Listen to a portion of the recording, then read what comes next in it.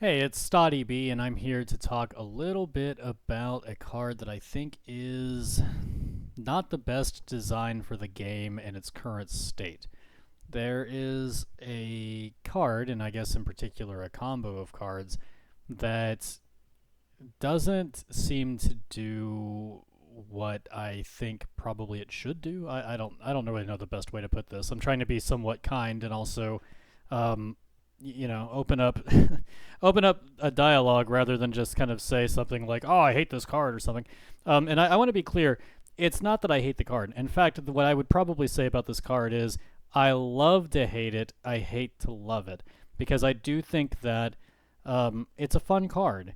I also think that it can be frustrating to play against, and I think that if people were I think that this would warp the meta if people were more prone to running it. And I think that there are a few reasons maybe why people aren't really running it, but I don't really think it has to do with how powerful it is. I think it has to do with other factors. So, anyway, before I just start running through a bunch of tangents that are purely hypothetical, let's talk about the specifics that I'm here to talk about. The specific card I want to mention is enhanced hull plating.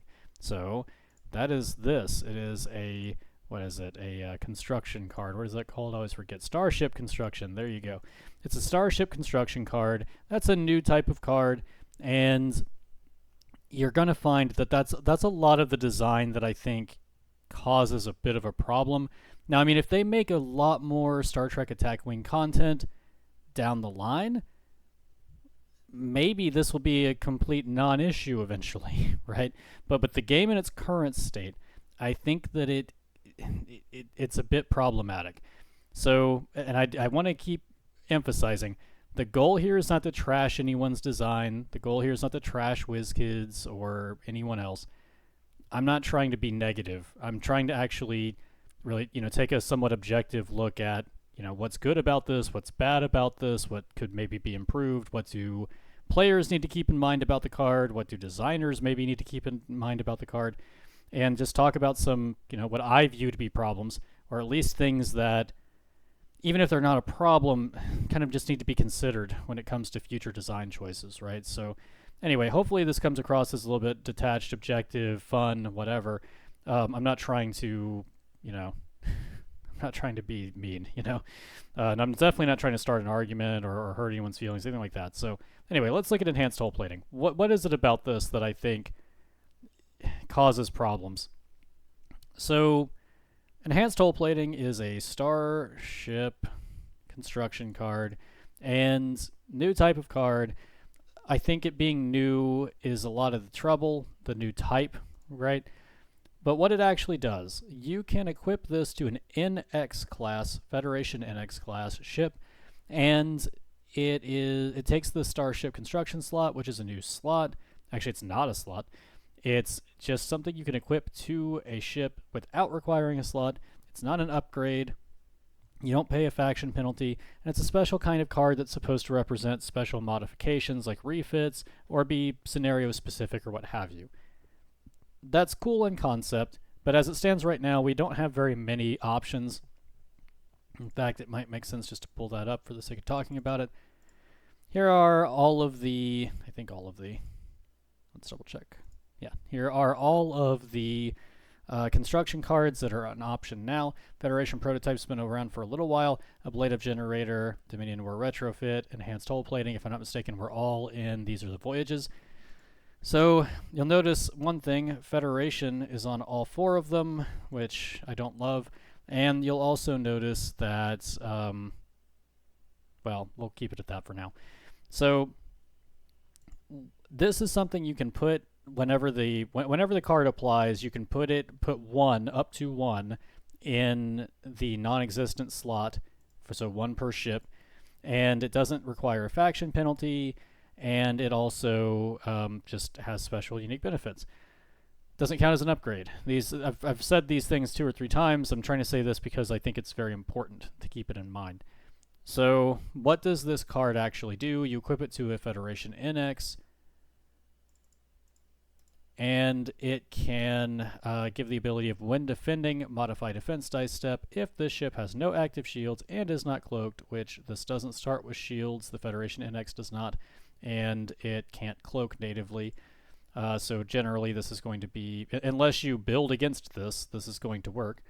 You may add up to 2 evade results. If you do so, place 1 Ox token beside the ship for each evade added. The way that this is currently written, the expectation is that this can be used every time you defend. So when defending, the current ruling on this is you can use it for every attack that you're defending against. So what this means is that although this ship class does not have shields, and although you can't use this when you have shields, you're just sort of getting, when you need it, a free 2 evade added to your result. And the cost is a whopping Ox token per evade that you need. So it's a little bit of an emergency, oh no, get out of jail free card, prevent damage. Which honestly is really cool. It makes it feel like a hero ship. It makes the NX feel relevant, even though it's not really statted. Like it's statted like a ship that's out of its era. It can't really compete against something like a TNG era ship. A TNG era ship is generally going to have 4 attack dice. It's going to have usually between like 1 and 2 defense dice. It's going to have usually 3 to 5, maybe even 6 hull. It's going to have shields. So, this thing is definitely punching below its weight when it comes to trying to trade blows with a more modern ship, so to speak. More futuristic, I don't know, whatever you want to call it. So, I like that they have taken an effort to bring this ship, to stat it in such a way that it feels like it's an older, less effective ship, but then still giving it abilities and options that allow you to still bring it into the main game and have it be relevant. It's not a situation where, the NX-01 is really cool, but you can only bring it if you're playing against Xindi ships or something like that. That, I think, would be, at least with the way that the game is ultimately panned out, I think that would have been disheartening, dissatisfying, whatever. So I actually really am glad that they have done something like this. Now, that being said, being able to do this every single time you defend is a lot. And we'll talk a little bit about why in a lot more depth in a minute. When it comes to the cost, this is part of the problem as well.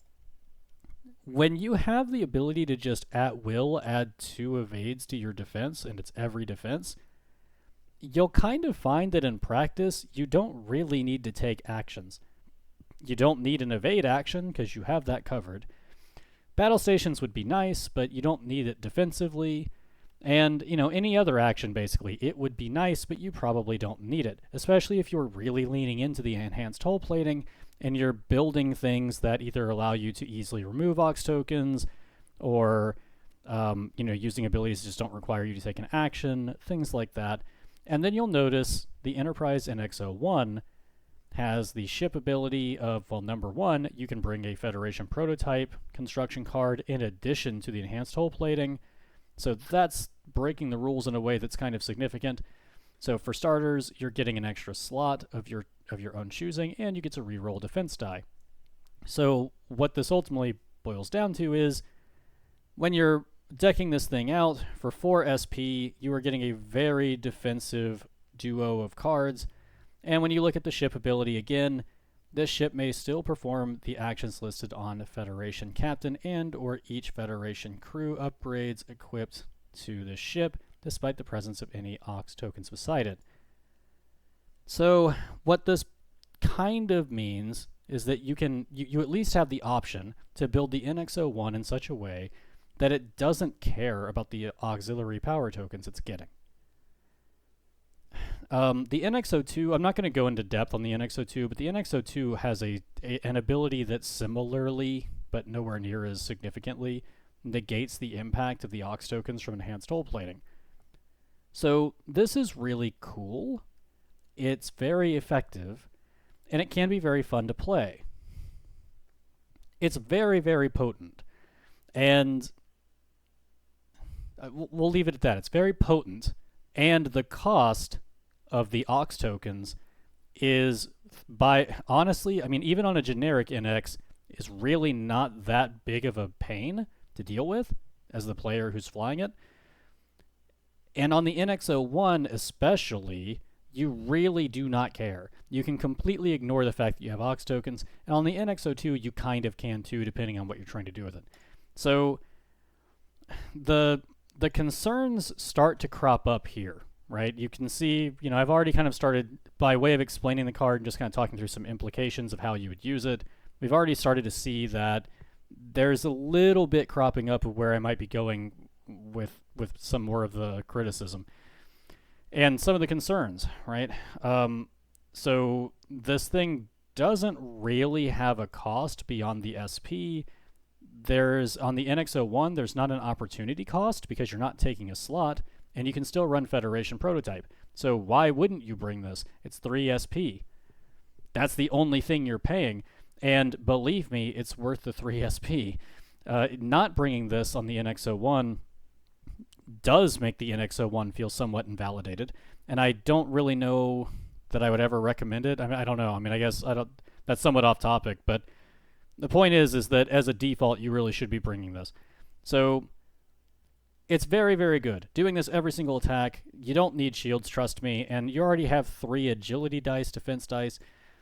It's this 3 plus 2 here on every attack, plus not caring about the Ox, man. And then if you get Federation Prototype where you can re-roll a blank or battle stations, it means that you're very likely to get, very, very likely to get at least 1 evade roll on your dice, and then you add 2 to this, which means that, you are very much expected to be significantly over 3 evades here.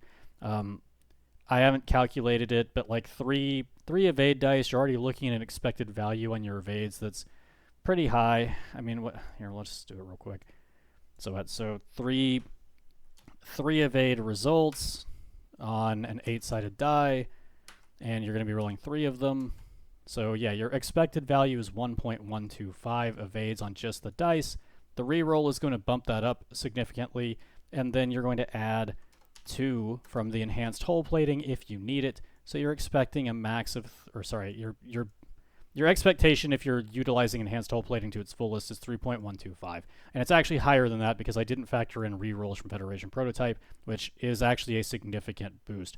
So yeah, it's not 4, it's nowhere near 4, but it is significantly more than 3 in your expected evade value, and this is on each attack, right?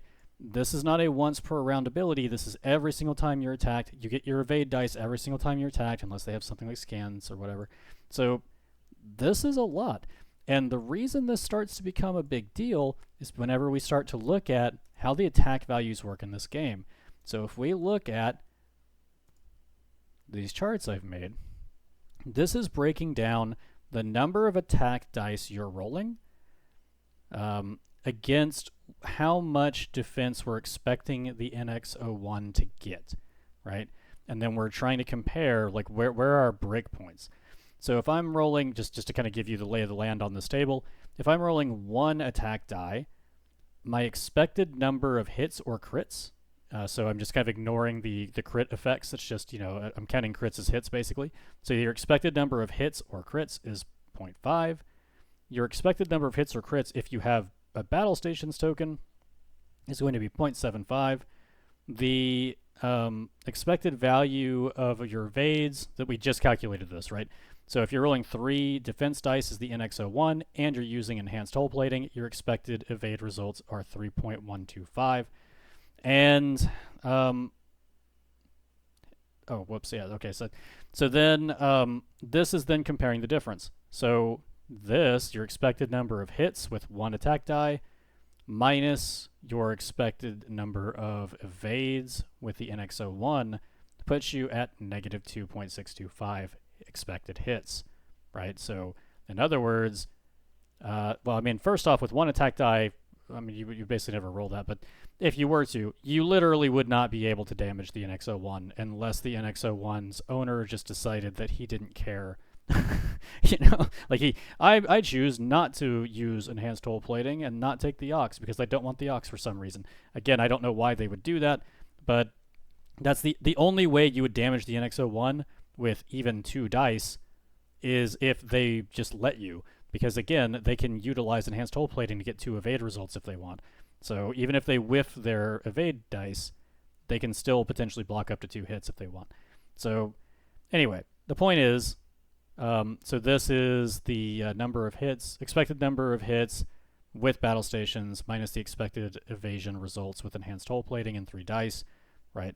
Okay, so where do we need to break even is a good question, but before we get there, I want to emphasize most of the ships in this game have attack values of 3 and 4 natively, right? I mean, like a lot of them have 3, a whole lot of them have 3, and a whole lot of them have 4.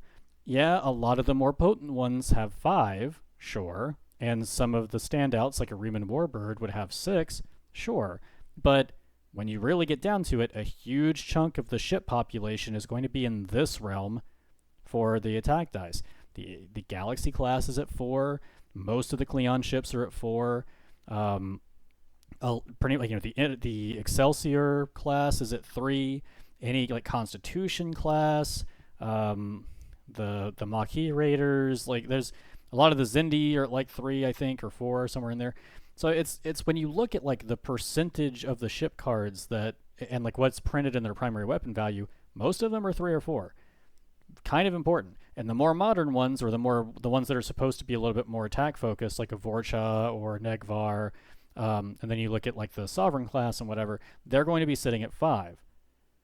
So, but those are a little bit more the exception. Like you're starting to push out, and the Riemann Warbird is a beast at 6.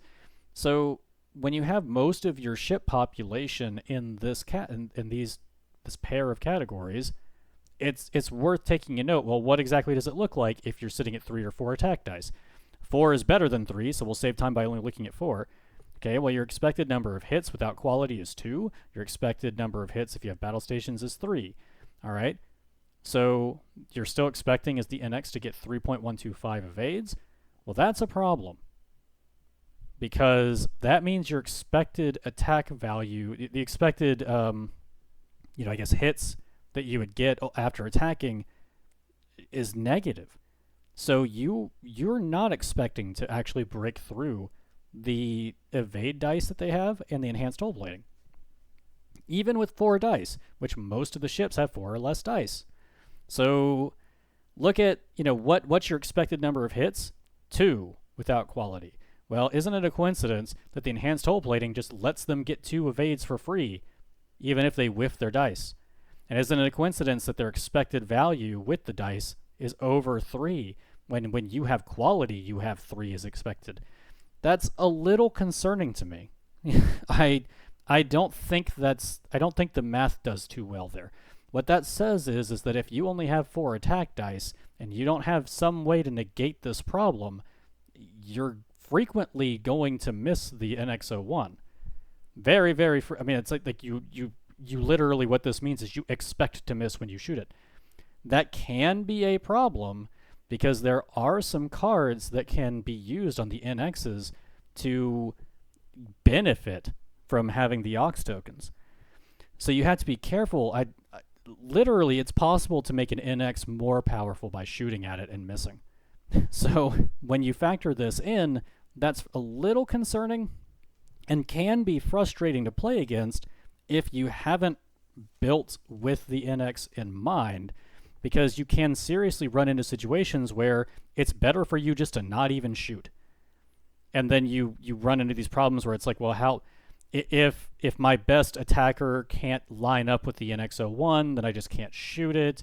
And if things go poorly and I lose my best attacker, then I just literally can't even take this thing out. Again, like a lot of this is hypothetical, like what fleet did you bring, what fleet did they bring, whatever. But my point is that I'm ultimately going to make the point that there's not a lot you can do about the NX-01 other than bringing a lot of disruption or bringing a lot of dice. And, on the one hand, it's like, well, yeah, a lot of dice is a good strategy basically all the time. So in that sense, I guess it's fine.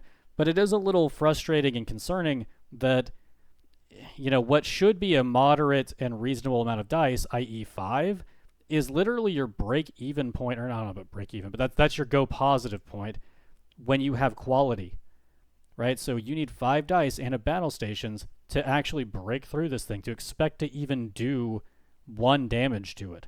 And even then, you're not expecting 1 damage. It balances out. You're looking at more like 0.625. So you're going to miss it basically as often as you hit it, such that your average result is ultimately going to be less than 1 hit.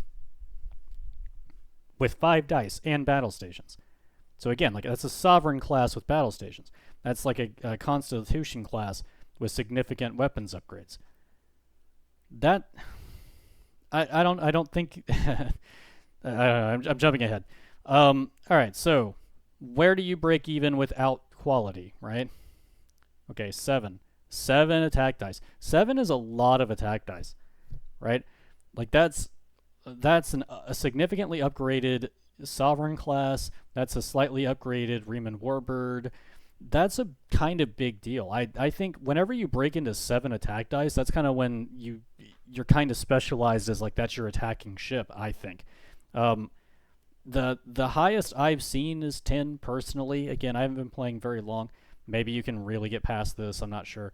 But the highest attack value I've actually seen personally has been 10. Okay? And that was terrifying and very noteworthy.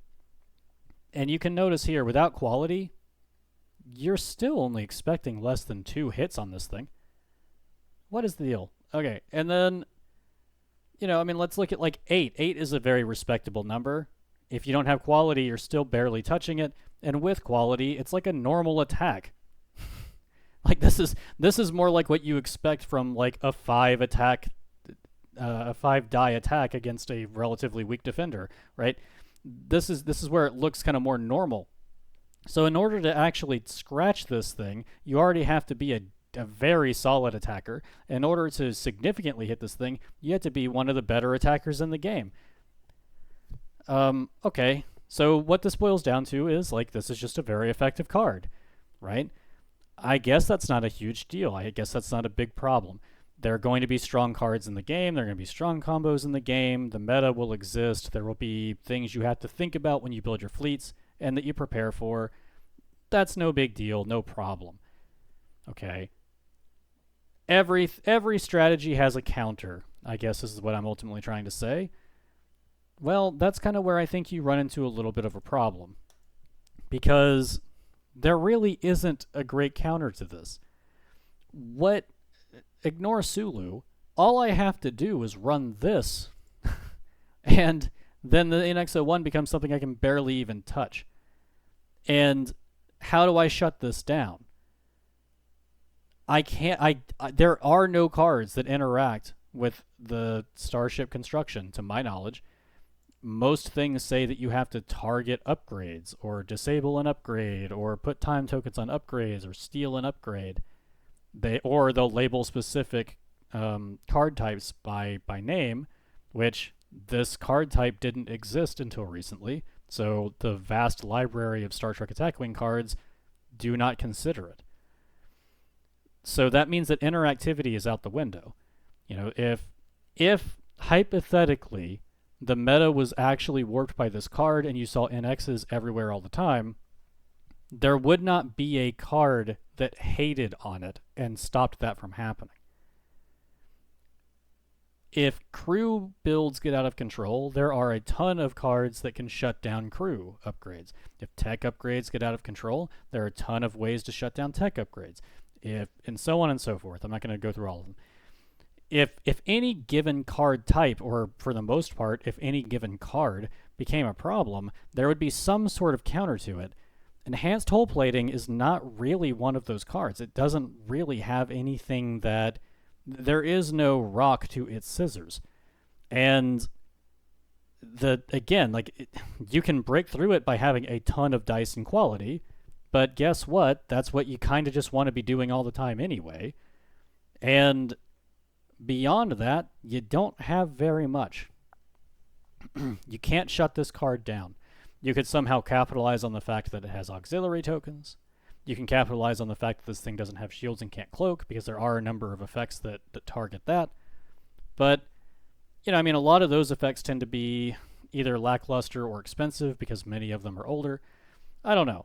If we dug through that, we could probably find some things that could really shut down an NX. And at the end of the day, this is an important consideration. What I have here is extremely defensive. if a ship is defensive and can do nothing with it, it doesn't really matter, right? You would need to put at least one thing on this ship for it to actually that could actually interact in an offensive or supportive way or disruptive way for this to really even matter. The only other thing I guess that this thing could do, as depicted on screen, is maybe just force bumps, right? Move in front of people and just get in people's way and be annoying. I guess that could maybe be worth it, especially for only 19 SP. But and this, I guess I'm glad I brought up points, because this is really where I start to get a little concerned, other than the interactivity part, which I think is, at the end of the day, the main thing I would want to highlight in this video is the interactivity concern. However, there are so many other things, right? It's like the interactivity thing would be a concern regardless, but why I think this thing is just not okay, so to speak, is because of everything else on top of the interactivity. It's interactivity is bad enough, and then you've got all this other stuff to worry about. So, okay, let's go back a little bit. I'm a little tired, I'm probably a little disorganized. The thing about this is it's not. You have to actually do something offensive or something significant with this build. That's right. I was talking about cost. Okay. Let's talk about the one and we'll talk about the other. So the NX does have a lot of options to be offensive. It can shoot. It can easily get up to two attacks with 4 attack dice as a very just like direct build. You don't really have to try to make that happen. You just have to spend the points. There are ways to make it more powerful than that. There are other ways to run it. Blah, blah, blah. Disclaimer, disclaimer. The point being that a very like average and semi-expected NX01 build is going to be shooting twice with 4 dice. It's going to be rolling 3 defense dice, and it's going to be getting enhanced hull plating, and it's not going to care about its auxiliary tokens. That's a potent ship, and when it comes to cost, well, the base for the NX01 is 12. The modern NX01 is 12. The generic is 9. You could literally do 9 plus 3 for enhanced hull plating to make this thing actually work, up to 12 SP. 12 SP is nothing, right? That's a Burrell, and a Burrell would not be able to touch a generic NX with enhanced hull plating. It just wouldn't. The NX would have a hard time taking out the Burrell 2, don't get me wrong, with only 2 dice and the Burrell rolling 5 defense dice. It would have a similarly as hard time as the Burrell attacking it with 4 attack dice and this having 3 defense dice and enhanced hull plating.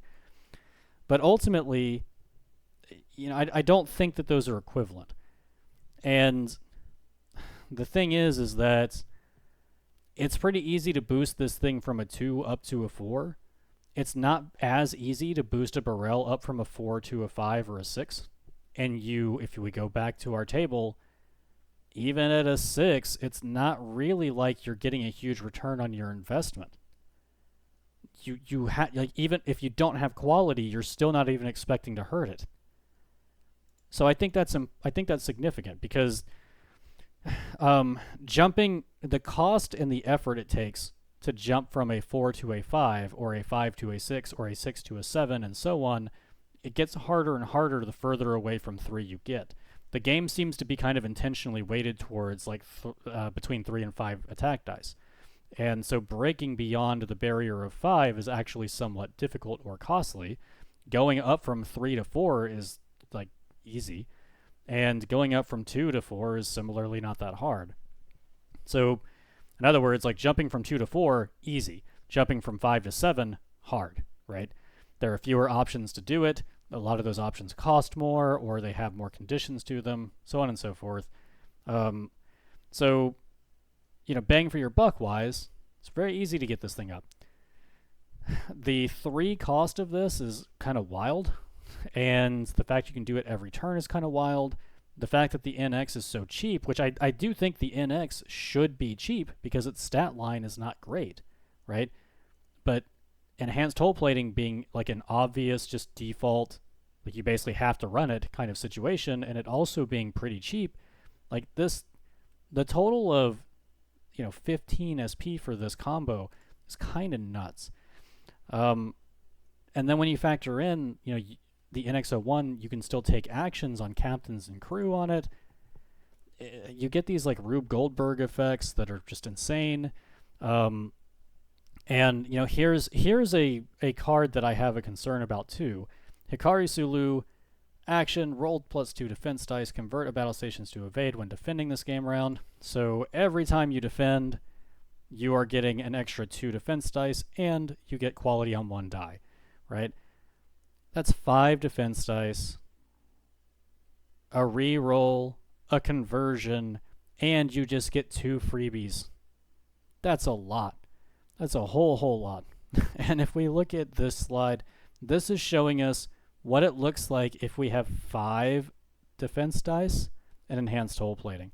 So the left-hand side is exactly the same. The right-hand side, we've just added two defense dice.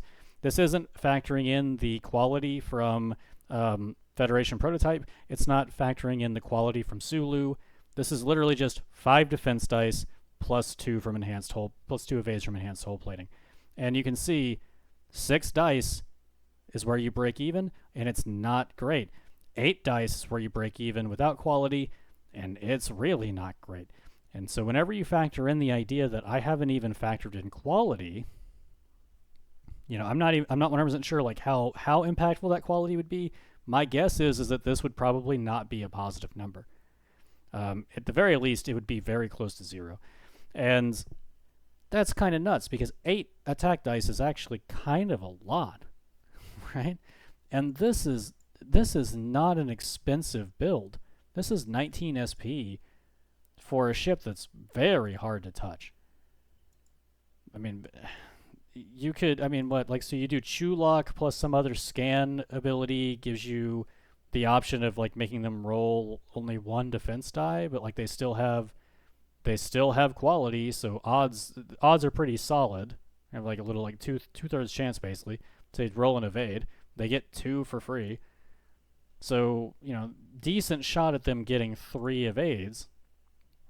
And, if you're looking at this, well, geez, if you don't have quality because you spent all of that quality that you would have gotten trying to get scan tokens, you roll 6 dice, you're still not doing it. That's just, I don't know. I don't think that's, I think that's tough. I think that's a really tough egg to crack, really tough nut to crack, whatever they say. And, you can make this offensive. I don't want, the point of this video is not let's build an NX. The point is absolutely centered around enhanced hull plating and its design. But to just kind of make the point and kind of, the fallacy of just sort of telling you that it's possible without demonstrating it. But it's possible to make an NX-01 that has teeth. And so when it has teeth and it's this defensive and it only costs like 30 SP total in the end, it's kind of a big deal. And here's the thing. I'm not trying to say you can't beat it, right? Like I'm not trying to say, oh, you couldn't possibly get up to 8 dice. I'm not trying to say that you couldn't possibly do something that's disruptive to the crew on board and then ultimately whittle it down and kill it. Like there are things you can do to NX builds, right? I'm not trying to say the NX-01 is overpowered and needs a nerf or whatever. I'm saying enhanced hull plating is a card that has a problematic design element, or 2 or 5.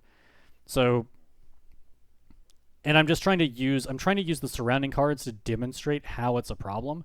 And I'm also kind of, by extension, just mentioning that, can you beat this? Yes. It doesn't change the fact that the meta is warped by it. Because it's not a question of is it undefeatable? It's a question of, okay, can the fleet that I'm bringing to a tournament possibly deal with an NX? And the answer to that question usually boils down to, am I rolling at least 6 attack dice? And I don't know. Is that good for the game? I genuinely don't know. But what it does mean is, I'm kind of being reiterative, but it's how I mean that it warps the meta is that if someone shows up to a tournament and every ship in their fleet is rolling 4 or 5 attack dice, and they don't have some obvious anti-NX build card, then what they've basically done is just taken the risk and said, I'm actively playing, I'm hoping no one brings an NX. Or if someone brings an NX, I hope it's only one of them, and I'm just going to live with the fact that the NX exists and that I can't touch it, you know?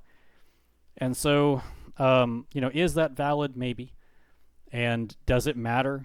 I don't know, right? Like, I don't necessarily know this is a problem for the game. But I personally feel the impact of, like, if I bring a ship with 3 attack dice, I have to upgrade it. Or I have to just accept that ship doesn't have the job of shooting things, you know? And if I bring a ship with 4 attack dice, same thing. It's not until I get into 5 attack dice that this thing starts to feel relevant, and I can maybe start shooting at an X. So anyway, we've talked about the fact that it's cheap and the opportunity cost aspects. We've talked about the fact that you can't really interact with it. We've talked about just how it warps the meta with respect to shifting the need to dramatically reducing the effectiveness of attack dice that are under 5, or at least 4. And I'm going to go back a little bit to that interactivity piece, because I think that's really what kicks this thing to a point where there's a problem.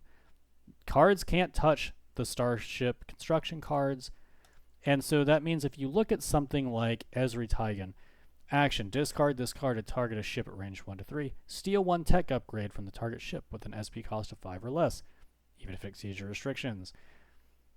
This is a kind of card that can shut down things that are a problem. If someone's bringing refractive shields and you feel like refractive shields is particularly strong against your fleet, well, you can pack in your back pocket an Ezri Tigan so that you can steal that sort of thing.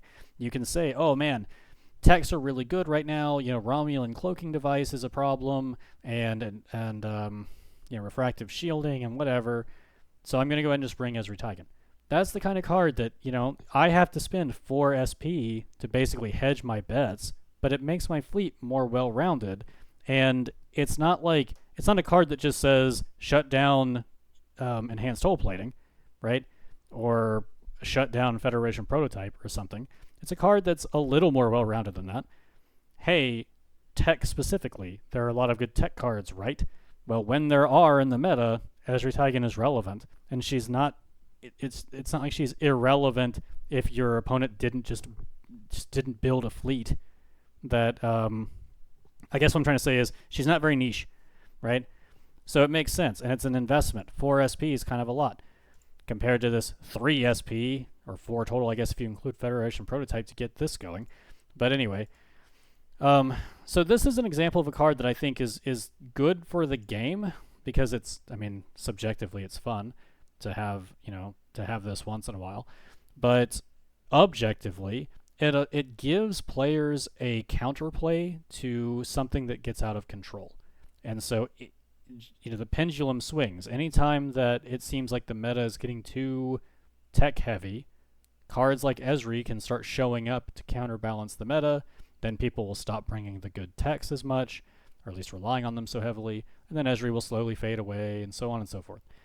That's an okay balance. And when I look at something like the old NX-01, its shipability was pretty cool. You get to attach enhanced hull plating to it without a restriction and equip it for free. This cost more, whatever. But the enhanced hull plating used to cost 4. It used to be a tech upgrade. And the way it was written, you could only use it once per round. So it still did basically the same thing. It's just you could only use it once, right? So there are so many things about this that I would argue are better. Number one, I like that it is a tech upgrade because it can be interacted with. I could steal it with someone like Ezri. I also like that it can also be disabled, so, blah, blah, blah, right? Like, I can do all kinds of stuff to it if I'm really worried about it. I also like that it takes a slot. So on the NX-01, the big benefit is you don't pay for it and you don't have to use a slot for it. but you also notice that the NX-01 didn't have a tech slot to begin with. So yeah, I mean, I don't know. I think this is good. If you wanted to run this on something that wasn't an NX class, which can only be purchased for a Federation ship, is that the only restriction? This upgrade can only be purchased for a Federation ship. You have to play more than one. Wow, that's kind of insane. So anyway, so yeah, I mean, it's like you could put this on something, but if it's not the NX-01, you have to use one of your tech slots for it. And I think that's a very valuable trade-off because there are a lot of good techs that you would have an opportunity cost with. It also costs 4 SP for everyone that's not the NX-01, and 4 SP is not a small amount, right? That is you have to kind of go out of your way to spend 4 or 5 SP. 2 and 3 is kind of more where it's at, right? So anyway, 4 SP is a significant cost. I like it. I can interact with it. You had to pay for it. I had to pay for whatever it was that I had to bring that could interact with it. I think this is in a good spot. You can also only use it once per round. I think that's also very reasonable because it makes them have kind of a tough choice when they're being attacked. Do I want to let this 1 damage bleed over because I think you're going to attack me a second time and I might need to use the enhanced hull plating for the 2 damage that might bleed over on the next attack, right? Or do I use it and just know that I prevented the 1 damage and just live with it if you get a good roll on the next one? They have to choose which attack to use it on. They also, if you do throw like 3 attacks at the NX-01 in 1 round, then the second and third attacks will actually have a good chance of doing damage. And yeah, it's true. The NX-01 only has 3 hull. So, in the case where you're attacking it with 3 ships in 1 round, pretty decent chance it's going to die. I don't really view that as a problem, right? I view that as a feature, not a bug. If I use basically every ship or literally every ship in my fleet and I target your what's supposed to be pretty small, cheap ship, it should die. I don't think that's a controversial thing to say. I mean, obviously you can have builds where things are tough to kill and like that's kind of the feature or whatever, sure.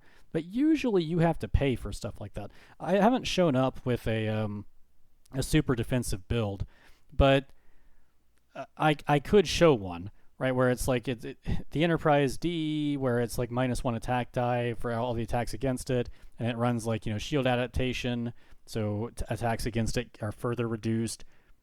You could even run Damar as your captain so that attacks were even further reduced. So you're reducing all their attack dice. You could stack shields on it. You can make a very defensive Galaxy class. The thing is, though, is that when everything is said and done, you've spent nearly 50 SP. The NX-01 can be very solidly built for 30 SP. It can be very defensively built for, we already saw, right? This is a very defensive build, even as is, and it's 19 SP.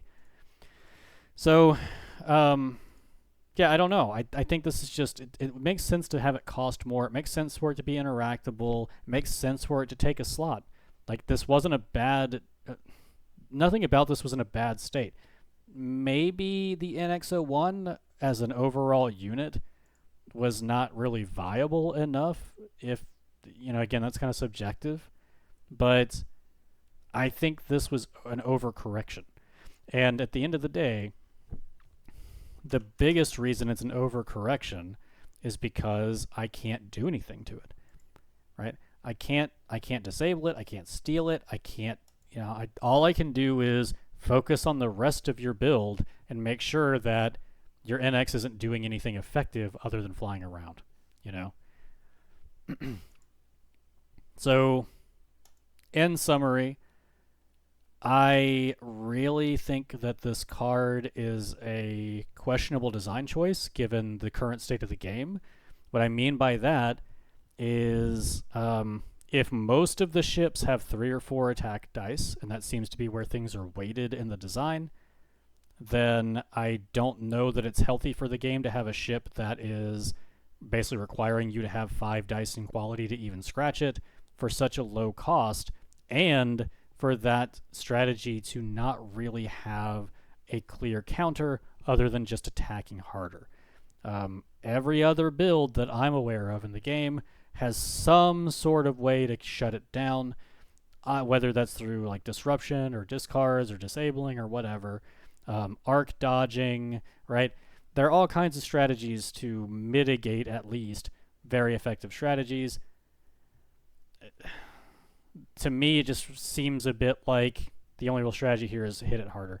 And the thing I feel like I'm not articulating well enough is that it's less about that and more about the meta shift. If most of the ships are here, it's a problem if they can't break even. And if you're running a ship where you are making it the case where most ships can't touch you without further investment, you should have to pay some sort of commiserate payment for that. So yeah, that's ultimately, I guess, I'm just going to stop. I feel like I've talked about this long enough, and I'm starting to ramble a bit because it's late. I did talk a bit about, or I will talk, I don't know, fixing the whole thing. I put fixing in quotes because, again, I don't want to come across as overly critical or negative about it. I do like the card. I think it's fun. I don't know. I mean, if more cards existed that could deal with it, it wouldn't necessarily be a problem. And that's kind of where I'm coming from with saying, well, let's, like, fixing this in the sense of, like, let's just make sure this doesn't get out of control. I think the biggest thing, first and foremost, adding more interactivity. Cards that could actually touch starship constructions would go a long way to helping this. You know, I don't know. Your own opinion with respect to like them making more cards like that, or errata-ing cards that can do that. I don't know. See, and that's one of the things that kind of frustrates me is most of the starship construction cards don't require this. Federation prototype, you don't need it for that. Like, I don't need to turn off your Federation prototype. It's a good card. It's a cheap card. It's not like a game-winning change. You know, it's good. I don't need to disable that. I don't need to steal it. I don't need to make you discard it. It's just good. Dominion War Retrofit, same deal. It's effective. It's a kind of significant deal. You did have to pay a bit for it, but ultimately, I don't feel the need to shut this down. It just kind of modifies the ship a little bit. It's significant that a Daenerys gets +1 attack. It's, you know, I don't really think it's significant that the Cleon ships get battle stations, meaning I don't really feel like this needs to be disrupted or something. Because at the end of the day, they have to spend their action to use this, right? And then, you know, similarly here, this is just, for the Federation, it's just 3 SP for a slot, 1 shield, and 1 hull. That's a reasonable price. You know? I don't really think that this is a problematic card. I think it's very effective. Now, I do think there are design questions to be talked about here. Like, is it good to have a universal to these 3 factions, universally available card that adds slots? Is that good for the game? Yeah, I don't know, right?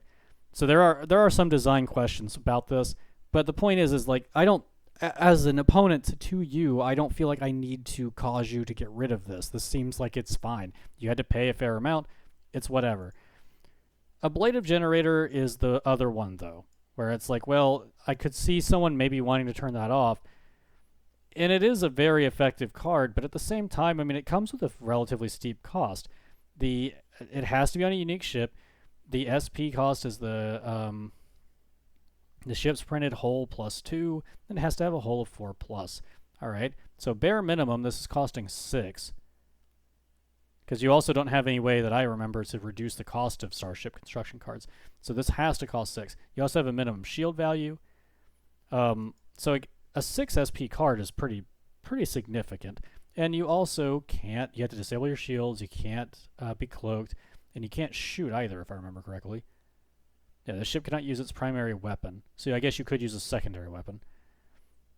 But yeah, I mean, point ultimately boils down to, like, this is a dangerous card when it comes up to what I'm talking about, but I've never seen anyone run it, and I also don't really think that it's niche and comes with a cost, right?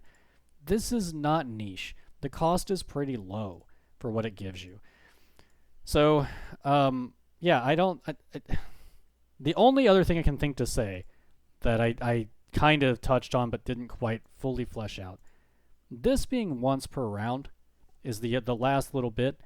I already talked about it, but the contrast is something I want to re-emphasize. Use shooting the NX-01, the old NX-01, with 3 ships in a row. Probably you'll get it, and I think that's okay. I think that's good. It's a big cost for you to shoot something with all 3 of your ships in one round. I think that makes sense and it's fine, right? The problem in contrast here is you're getting this every time I shoot you. And if you're doing the Sulu thing, you're getting that every time I shoot you too. You're getting Federation Prototype every time I shoot you. That's a lot. And like I said, it's possible to build these things in such a way that they get more powerful when you shoot them and miss. Or I guess when you shoot them at all. And so because of that, it becomes this weird problem where it's like I can only shoot you once with my most powerful ship, and it doesn't make sense for me to shoot you with the others. You can literally shoot it with all 3 of your ships, and it's like you're not doing anything. I think that's the bit, I think, that pushes it over the top when it comes to like its standalone analysis. It's when you start looking at it in a more abstract sense of, what does it mean for it to be a starship construction, and like, is there a way to turn that off and whatever. That's whenever you start to kind of get things pushed in a more design space question. And then whenever you look at the meta, I think that's the meta of the attack dice, I think, is the other concern ultimately. But anyway, I'm being very, very repetitive. Other ways you could fix it, the once per round errata, I don't know if that's a good idea. Honestly, if it was me, I kind of wish that they just designed the card to work differently, to be honest. I don't know how feasible or realistic it is to just say, like, here's a new card that works kind of differently. It has the same spirit, but it's just different. And our intent is that this is kind of like a replacement for the enhanced hull plating. I don't know. But if they were to just do a simple change where they didn't actually make a new card or change how it worked or whatever, I think just saying, like, this is something you only use once per round. And I admit, as someone who would run the NX, I would not like this. It would disappoint me. But I do admit I think it would be better for the game if it was only once per round. And again, the reason being because it is a potent enough effect that's probably worth 3 SP to even just use it on the first time you're attacked each round. Because the other thing is like, the first shot I throw at you, you're still significantly reducing it. And I'm only capitalizing on the fact that it's once per round if I'm shooting you more than once per round, which is a cost in and of itself because of the opportunity cost of me shooting something else, where maybe I would be more effective against it. But if I really want the NX to be gone, then I have to commit my attacks, and that could be advantageous for you, the NX player, right? So I think that's still a potent effect. And the other thing is it still affects meta, because you're also saying that you want your highest captain skill, the ship that shoots first, to be able to either eat through the enhanced hull plating in a way that matters, either by way of breaking through it or forcing the opponent to use it and not caring that the damage didn't go through or something. So like, it's not even like, I guess what I'm saying is like, this would still affect the meta even if it was only once per round. It wouldn't be a dramatic effect, but it still would have some impact. And then the last thought here is a potential recost on the enhanced hull plating itself and or the NX. I think that the generic NX plus enhanced hull plating, I question if that should be 12, honestly. That just seems really good and really cheap.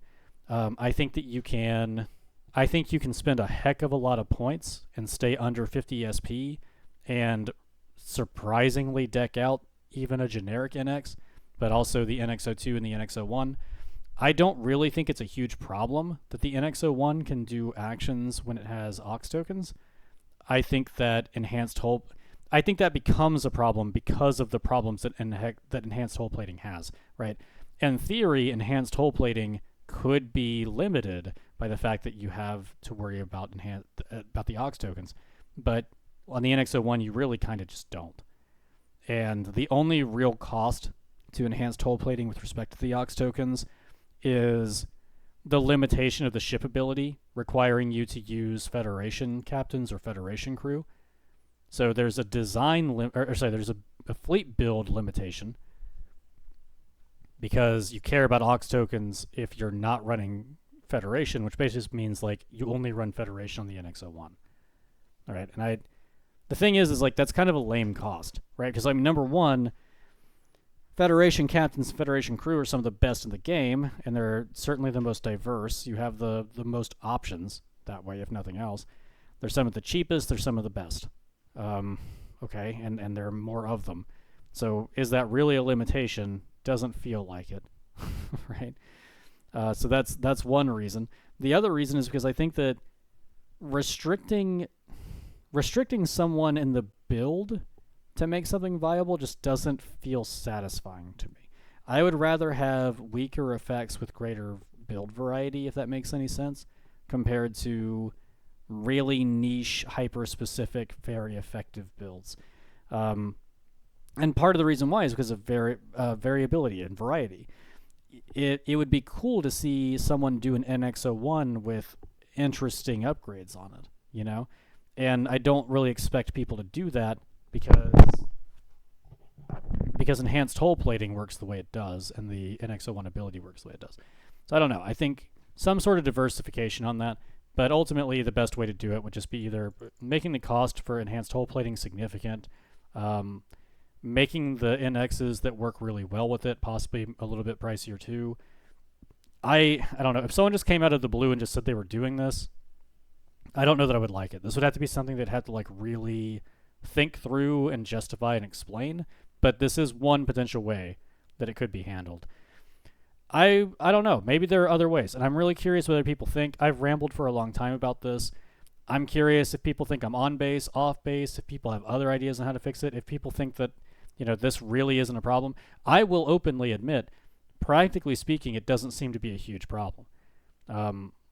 I haven't seen a ton of NXs in the Fremont builds, the Fremont tournaments. So, you know, it's not like I do think it warps the meta in a very conceptual sense.